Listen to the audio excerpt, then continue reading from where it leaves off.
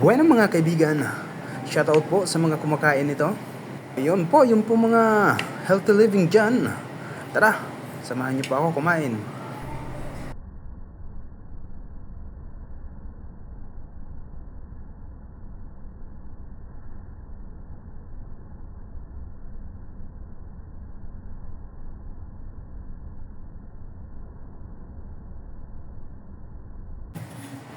Yes, for today's video, magmumukbang po tayo mga kaibigan.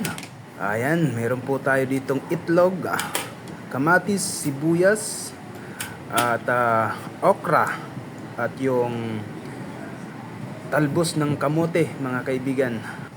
At syempre meron tayong pampalasa dito, yung pong bagoong. Yan, bagoong ng dagupan. Shout out. Abay, napakasarap pala nito mga kaibigan.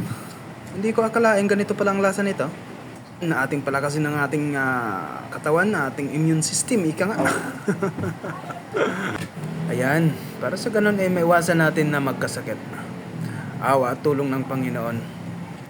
Kaya tara, samahan niyo po ako mga kaibigan natin dyan. Na mga healthy living. Yan, tara, kain-kain po tayo, kaway-kaway dyan. At yun mga kaibigan, meron nga po tayong kasabihan na ang kamatis pampakinis ng kutis, ang kalabasa pampalinaw ng mata, pero ang talong pampatirik ng mata. Ayun, dahil wala pong pinipili at lalong-lalo na po walang tinatangi ang video kong ito. Magbata man o matanda, may ngipin man o wala, baluktot man ang isang kuba, sumasayad man ang nguso sa lupa. Yes, pwede pong manood sa aking video.